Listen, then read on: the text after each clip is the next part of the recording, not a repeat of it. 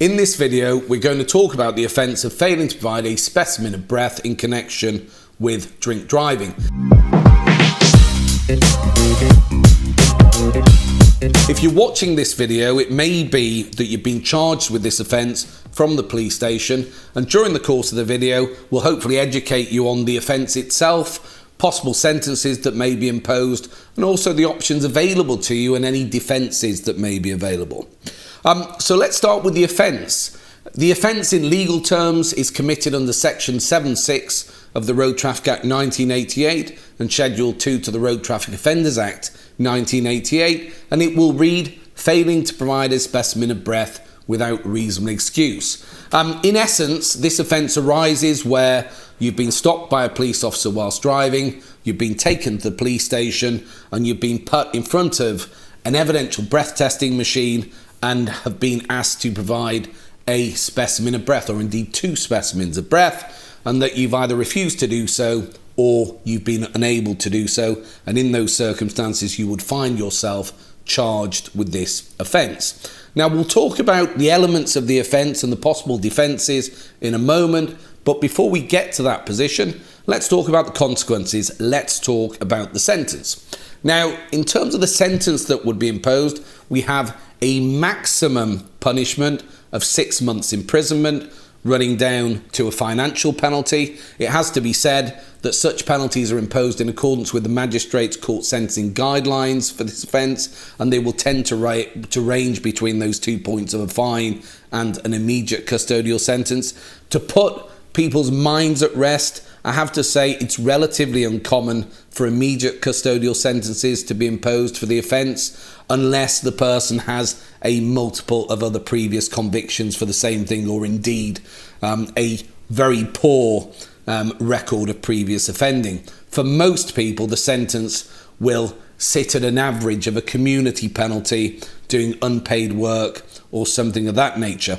Now, the secondary part of the sentence, which for some people watching this will be the more significant part, we also have to receive a mandatory 12-month period of disqualification from driving if we're convicted of this offence upon sentence, and indeed 12 months is the minimum. Quite often we'll see periods of disqualification for this offence sitting on average around the 18-month mark, potentially longer. It must be noted that if it's a first offence, generally you will be offered the chance to attend on a drink driver's rehabilitation course, which would reduce down any disqualification upon completion by 25%. So to summarise that, most of the time upon conviction you will be looking at a community-based penalty, and you will certainly be looking at disqualification, usually on average of around 18 months, dependent upon the facts, but you will generally get a reduction of 25% for attending on a drink driver's rehabilitation course.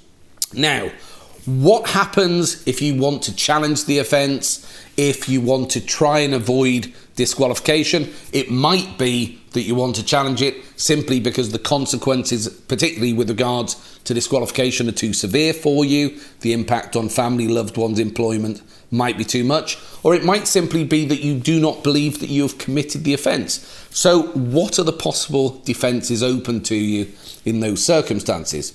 Well, in the first place, we go back to the beginning and what I said about the law on the offence. The offence is committed if you fail to provide a specimen of breath without reasonable excuse. And the reasonable excuse part is the important word, is the important phrase. Because if you have a reasonable excuse and you can demonstrate that, that will amount to a defence. And when you raise a reasonable excuse to the appropriate standard, the onus then passes to the prosecution to prove beyond reasonable doubt that you don't have a reasonable excuse. So what is a reasonable excuse? Well, the case law on this comes back to the case of R.V. Leonard. And what that case says is that you can have a reasonable excuse if there is some physical or mental reason which prevents you from providing your specimen. Now, that might include things such as having an injury. It might include things such as respiratory misfunction. You might have a lung condition or something of that nature, and it can extend upon to mental conditions such as anxiety, which might physiologically prevent you from providing your specimen, and even other things such as PTSD, which might impact upon your ability to understand the process and what's going on around you.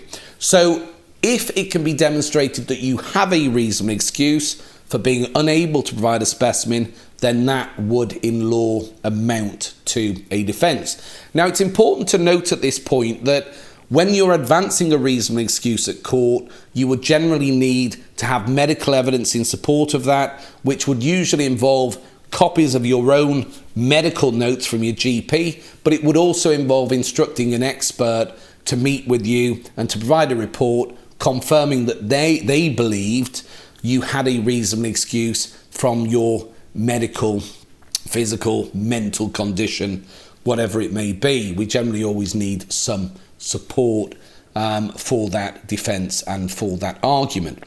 Now, setting aside your reasonable excuse, we can also then look at the procedure that was followed at the police station. And procedure quite often will include consideration of the process that the police followed in asking you to provide your specimen. And the main part of that is the requirement under Section 7.7 of the Road Traffic Act to give you a warning that your failure to provide a specimen may render you liable to prosecution.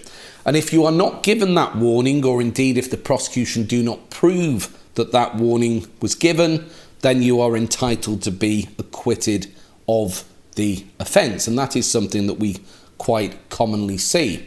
In terms of other aspects of procedure, and this almost comes back again to the point of reasonable excuse, we can also look at poor instruction or direction being given by the police officer to the person providing the specimen, which prevents them from providing that specimen. So as an example, if a police officer is stood there telling you to blow as hard as you can into the device, and that advice prevents you from being able to provide that specimen, then that can amount to a procedural defence and indeed a reasonable excuse for you being unable to provide that specimen. We can then also consider matters to do with the device itself. Now, I will say at this point, because I like to be realistic and honest in the advice that we give, that it is very uncommon for the device itself to be the reason why you can't provide your specimen, because ordinarily the device will operate so as that if it's not working correctly, the device will provide a notification that it isn't working correctly, and the police would go on to consider another option rather than using the device. But nevertheless, there are cases where it may be relevant to look at the operation of the device itself. One thing that's certainly relevant with regards to the device, or certainly parts of the device, is the mouthpiece. Because when we look at evidential breath testing devices, they have this long tube coming out of them and a mouthpiece that is attached in each and every case. So it is a new mouthpiece that is attached for each new person using the device, for hygiene purposes, obviously. Now, within the procedure that the police should follow, whenever a mouthpiece is used, that mouthpiece should be retained, because of course there is always the possibility that a mouthpiece is defective and that you find yourself unable to blow into the machine despite your best endeavours because the mouthpiece is broken or damaged in some way, that it's defective.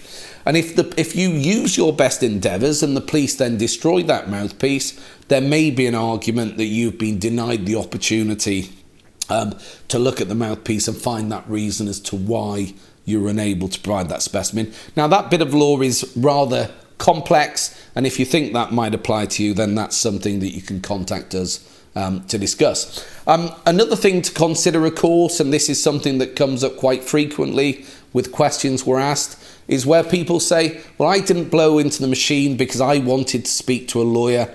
I wanted my legal right of speaking to a solicitor before I provided that specimen. Well, in general terms, the law says that the police shouldn't delay the procedure in order for a person to receive that legal advice. There's no requirement to it. So if you wish to say that you didn't provide your specimen because you wanted to see a solicitor. Sadly, that will usually mean that you won't have a defence at all.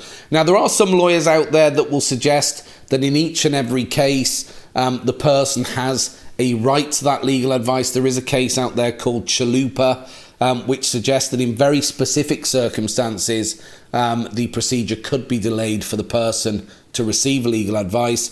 But in terms of that case law, it is very narrow, and it is seldom the case where you will be able to delay the procedure. So in general terms, you will not be able to use the excuse that you wanted to see a solicitor before providing your specimen. That's a bit of a whistle-stop tour of the defences that may be available to you. It's fair to say that of all the drink driving offences, and I don't say this to encourage the commission of any offence at all, but failing to provide a specimen of breath is perhaps one of those areas that there are more grounds to challenge a prosecution than most. So what I would say is, in any case where you're accused of this offence and you do wish to challenge any prosecution, or indeed if you simply wish to minimise any sentence that might be imposed against you, certainly get advice. You're open to contact Caddick Davis solicitors, speak to one of my staff, ask to speak to me personally, and we will always discuss your case and the options available to you. It's no obligation, it's free of charge, and hopefully we'll be able to help.